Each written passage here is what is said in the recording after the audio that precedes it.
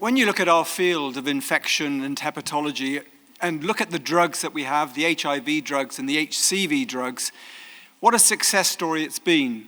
Multiple disciplines, molecular virology, looking at the viral replication cycle, structural biology, looking at the structure of the targets, allowing modeling of the drugs that would fit those targets, all the clinical trials which have been done in so many different parts of the world, but also molecular and clinical pharmacology, which is my discipline, where it's been necessary to look at how does the body handle the drugs and how do we optimize therapies.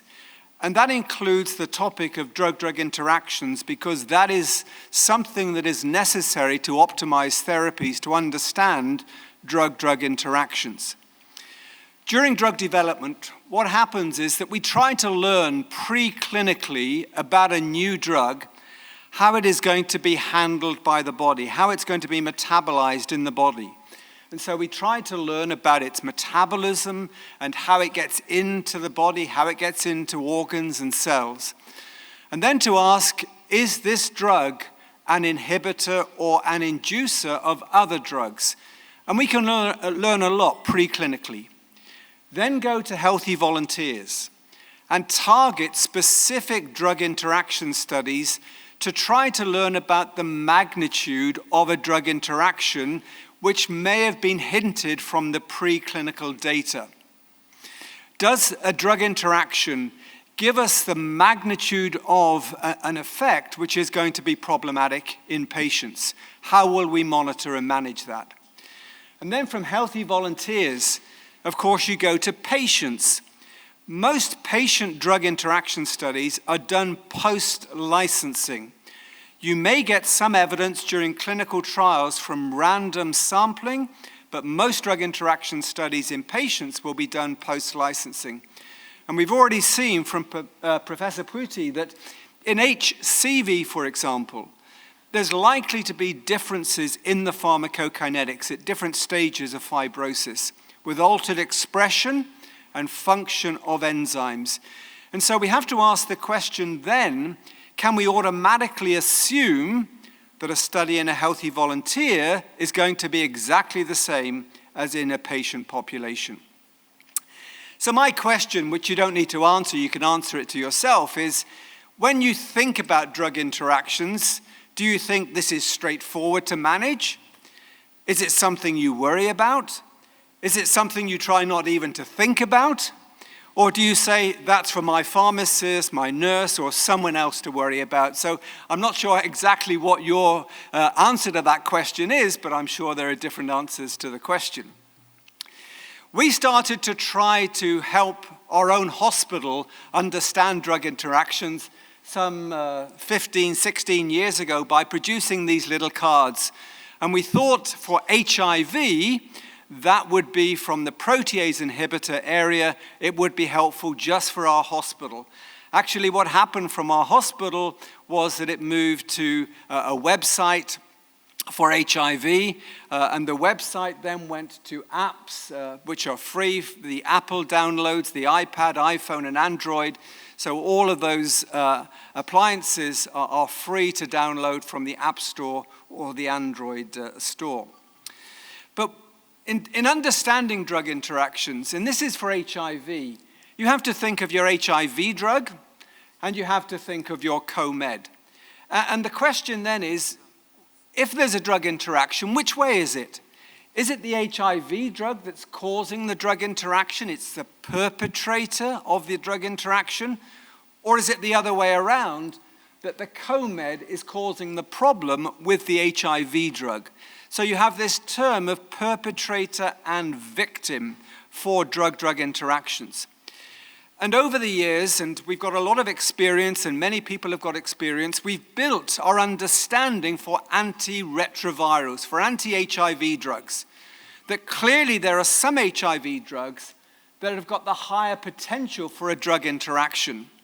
And these would be the boosted PIs, because, for example, ritonavir is a perpetrator, that's why it's there.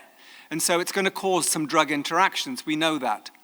Cobicistat is going to be a perpetrator with a high potential for drug interactions. And then we have efavirenz and etravirine, which can also cause drug interactions by lowering the concentration of co-meds. But there are drugs with a moderate potential, because rilpivirine, Maraviroc, do not cause drug interactions, but they can be the victim of a drug interaction. Something can affect rilpivirine or can affect Maraviroc. And then we've got low potential interaction drugs, raltegravir. It's actually got very few drug interactions. It's the victim of a few, as are the NRTIs. And dolutegravir is also a low potential. It's a little bit higher than raltegravir, so we've put it into the sort of the mid-range between moderate and low, but it's closer to the low. So we've learned a lot from HIV about drug interactions. And we can apply some of this knowledge then to HCV. And so now what we're thinking about is our DAA, our HCV drug. How does that interact with co-meds, causing, perpetrator, or the victim of a drug interaction? And we've learned a lot from Telaprevir and Boceprevir. So with Telaprevir and Boceprevir, through 2012, 13, 14, we've understood that Telaprevir are perpetrators. They cause many interactions, primarily by inhibition of the key liver enzyme CYP3A4, but also some transporters. And our understanding of the magnitude of the interaction, Telaprevir being greater than Boceprevir, but both with a marked interaction potential. So we've learned from Telaprevir and Boceprevir. But the question is, what about this in practice, in clinical practice? And this was a study which was presented at EASL recently, looking at the clinical significance of drug interactions during therapy with novel DAAs from a study in Hanover, looking at 261 mono-infected patients who were being evaluated for antiviral therapy. And what they did was to look at the Liverpool hepatitis drug interaction website and also the prescribing information from the SPC to try to assess the drug interactions for their 261 patients if they were to be put onto Telaprevir or Boceprevir. Now, the symbols, and this is what is being repeated, and we've already seen this a little bit today. The reds is the drug should not be co-administered. The ambers mean there's a potential interaction for monitoring, or at least closely thinking about how we would respond. And the green is we don't expect any interaction at all. So in the Hanover study, very interestingly, you can see that the number of drugs being used in that patient cohort, 50% were using either 0 other co-meds, 1 or 2 co-meds. And 50% of the patients were using 3 up to greater than 10 co-meds. So there was quite a range of different co-medications in this patient cohort. Now, if these patients were to go on to Telaprevir or Boceprevir, how would it look as far as drug interactions were concerned? With Telaprevir, 45% of the drugs would have had an amber, a cautionary statement, and 9% would have been contraindicated, do not co-administer. With Boceprevir, very much the same in terms of the percentages. So you can see with those 2 drugs the kind of issues that you would face. They also then went on, and I'm not going to show the data here, to look at the other regimens, the other DAA regimens, to look at the magnitude and the extent of drug interactions. Do patients really have a lot of co-meds? Well, this is a patient from the UK. This is a genotype 1 treatment-experienced F4 patient who is currently on 16 different prescribed medications. And you can see the different co-medications listed here. How would you manage that sort of patient if you were going to put the patient on to a DAA for treatment of hepatitis C? Well, we clearly need some help in order to understand those drug interactions. Are they important? Would it stop us using particular regimens? How would it look? We're going to come back to this patient a little later on as we go through. But again, we've already seen the EASL recommendations. And in the EASL recommendations for 2015, there was a tie-up between the EASL team and the Liverpool Hepatitis Drug Interaction website for understanding some of the drug interactions that we have for different therapy classes. So, for example, with the HIV drugs and the DAAs that we currently think about, that is Simeprevir, Telaprevir, Simeprevir, Ledipasvir, Simeprevir, and 3D, you can see all the different antiretroviral drugs, and then we have the greens, no problem anticipated. The reds, do not co-administer or not recommended to co-administer, and the ambers, which is cautionary, monitor, think about how you would use these drugs in combination. Now clearly you see Simeprevir is all green with all the antiretrovirals.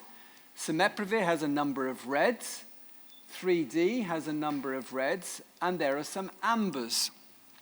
So let's look at specific detail from the EASL recommendations. So with Simeprevir, no drug-drug interactions have been reported between Simeprevir and antiretroviral drugs. However, that does not mean that Simeprevir has no drug interactions, and we'll return to that point in a moment.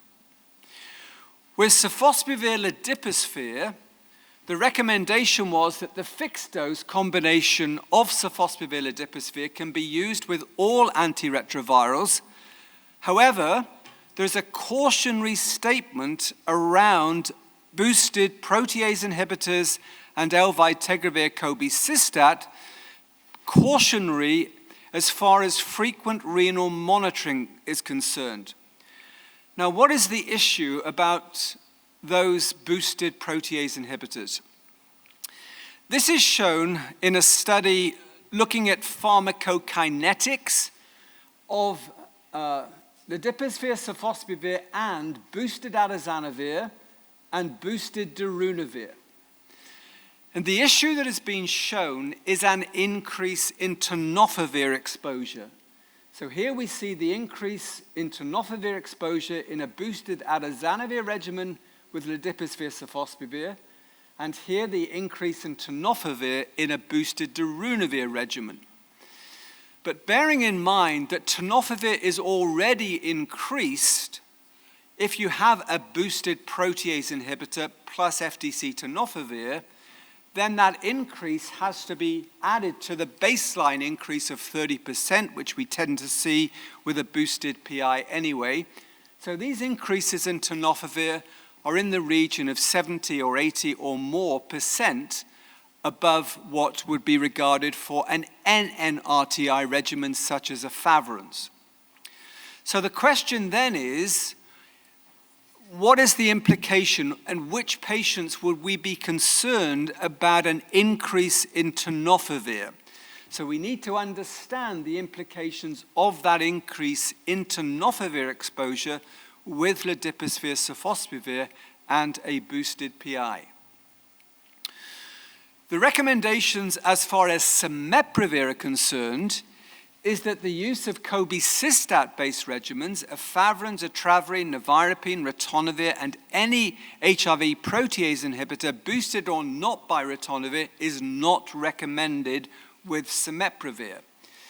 And so permitted antiretrovirals with Simeprevir, first agents, raltegravir, maraviroc, rilpivirine, and also not studied, but not anticipated to interact would be dolutegravir with the backbone NRTIs. And the reason for this is that Darunavir and boosted PIs increase Simeprevir exposure dramatically by 5, 6, 7-fold. Whereas efavirenz, for example, and etravirine will decrease Simeprevir exposure markedly. And so there's limitations as far as permitted antiretrovirals with Simeprevir. With Declatovir, there's dose adjustments that we need to think about. The daily Declatovir dose should be adjusted from 60 milligrams to 30 milligrams in patients on atazanavir-ritonavir, and increased to 90 milligrams in those receiving efavirenz. And this is due to an increase in Declatovir exposure with atazanavir and a decrease in Declatovir exposure with efavirenz. Now the question when you look at that is, does that apply across the board to all boosted PIs? And at one stage it was thought that it was likely to apply also to Darunavir-ritonavir, that dose adjustment downwards of Declatovir would need to be made.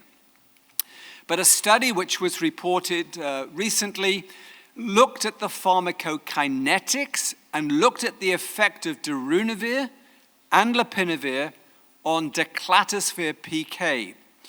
And in this study, you have your baseline Declatovir 60 milligrams and then 30 milligrams with the boosted Darunavir and also with boosted Lopinavir as the second phase. And looking at the pharmacokinetics, it is clear that reducing Declatovir to 30 milligrams and adding Darunavir or Lopinavir does not take you back to the exposure of Declatovir which you get with 60 milligrams of Declatovir. So the lower concentrations here are Declatovir 30 plus Darunavir. So you are not compensating, which means that you need Declatovir 60 milligrams with boosted Darunavir and boosted Lopinavir. And this probably partly explains the Ally 2 data with the 8-week data shown here, where only 67% SVR in patients who were on Darunavir because the dose had been lowered to 30 milligrams Declatovir dose with Darunavir.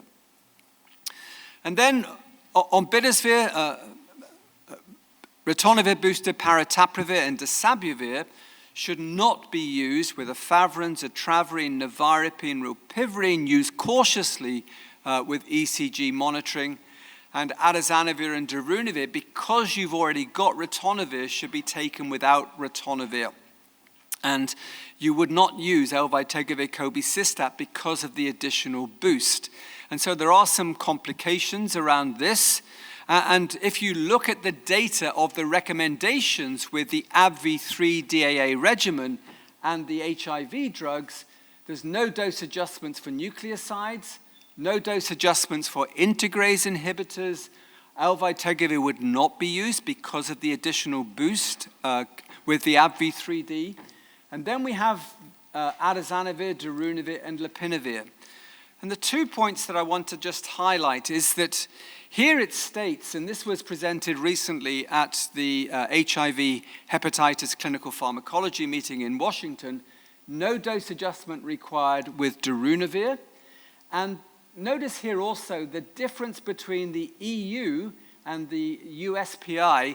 One uses the phrase not recommended, the other uses the phrase contraindicated, and there's some debate as to whether those two terms mean exactly the same thing. Contraindicated seems stronger than not recommended, and those two terms are used in the different regulatory documents. Now here with Darunavir is the effect that we see a decrease in exposure of Darunavir. So with Telaprevir, Bidosvir, Boceprevir, Darunavir concentrations are reduced by 50% in conjunction with the 3D regimen. So what you have is this up to 50% lower Darunavir concentration.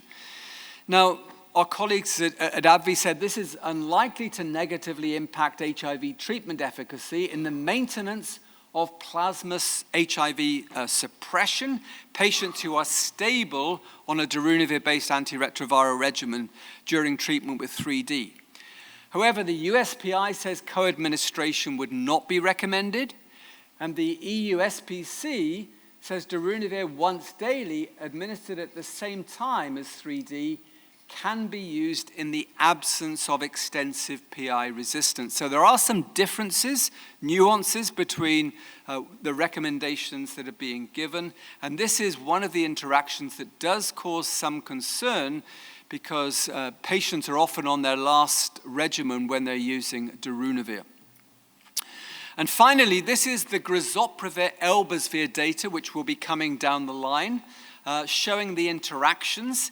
And there are some reds here because of the way that Boceprevir and Elbasvir are handled in the body. And you can see that efavirenz, Darunavir, Atazanavir, Lopinavir will not be recommended. And etravirine will also be not recommended, although it's not been studied. And so it's going to be mainly around the integrase inhibitors, rilpivirine, where you have no interactions occurring. Now, just finally, as we come to the end, I made this point before about Sofosbuvir having no interactions. Does it have no interactions? And then we were faced just a few months ago with the issue of Amiodarone, an antiarrhythmic, with 9 cases of bradycardia in patients on Sofosbuvir plus another DAA, Decladisvir, Simeprevir, or Ladipasvir. And so when we started out with the EASL guidelines for Amiodarone, we had across the board for Decladisvir, Sofosbuvir, Harvoni, and 3D that these would be green, no interactions. But we ended up eventually going to amber and then to red as not recommended, contraindicated because of the potential effect that this has and not understanding as yet the mechanism of the interaction. We don't really understand what this interaction is. Is it something to do with the Sofosbuvir DAA blocking a transporter in the GI tract, which increases amiodarone exposure? Is it an increase in amiodarone exposure in a cardiomyocyte? Is it a displacement of a drug, the amiodarone, from protein binding? Or are there some genetic factors predisposing certain patients that might give them a large increase in Sofosbuvir? So is it Sofosbuvir or one of the other, because that's the common factor. And the question or the answer is, at this moment, we don't know what the mechanism of that interaction is. And that's always a concern because how far do you then extend it? What are there other drugs that this might apply to as well, other cardiac drugs? So finally, the classification of DDIs in the Liverpool database for drug interactions for Boceprevir, Telaprevir, Simeprevir, and you can see here the different DAAs, show that there are differences clearly. There's greens and ambers and reds. The greens mean, as I say, that not likely to be any problems as far as drug interactions are concerned. But even when you look here, this is the 3D regimen where there are a lot of ambers and there are some reds. And people think this is going to be a very difficult drug for us to think about as far as drug interactions are concerned. So let's go back to our patient. Do you remember the patient, 16 drugs? You look at all that list of drugs. Actually, we can use Ombidisvir, Paritaprevir, Dasabuvir with that patient. Now, we're going to have to adjust some of the drugs. Amlodipine, for example, is likely to have to be reduced down to 5 milligrams. Glycoside, we're going to have to monitor glucose. Omeprazole, for example, it's going to likely to have some effect, and omeprazole levels are likely to be decreased, and therefore you monitor the omeprazole usage. But you can see here that you can, by modifying, use 3D in that patient. It might take some working up, but it's possible. And what about Ladipasvir, Sofosbuvir? Well, that's not going to be without interactions in this patient. It's likely that amlodipine levels will go up. It's likely that digoxin levels will go up. Omeprazole levels are likely to affect Liposphere, we know that PPIs, proton pump inhibitors, affect liposphere, so you're going to really have to try to get patients, and this can be difficult, away from 40 milligrams of omeprazole to a maximum of 20 milligrams. So there are some complications, but it's possible to do it in these really hard to look at when you've got all these drug interactions. You have to think about how do you manage the patients. So despite complex drug histories, drug interactions, with both of those regimens could be manageable, and either of the regimens would be suitable. And so we have this stepwise approach. You have to ask if all the co-medications are necessary. Can you stop any? It may be possible to stop some co-meds. But then if you can't, you have to manage the interaction. And if the management of that interaction means that you have to change doses, then you have to think about and establish a monitoring plan. And this might have to be with pharmacy and others in the team. We've been talking about teamwork. This is teamwork in order to be able to understand how to manage these interactions. And it may be there are alternative drugs which are less risky for a drug interaction, which can be, the patient can be moved to from one of the drugs in that list. And so, I'm grateful to all my colleagues who've worked on our drug interactions databases and constantly work on the drug interaction databases, and to colleagues in EACS and EASL in our discussions to get the drug interaction information into the guidelines, and for slides from colleagues from Merck, AbbVie, and BMS. Thanks.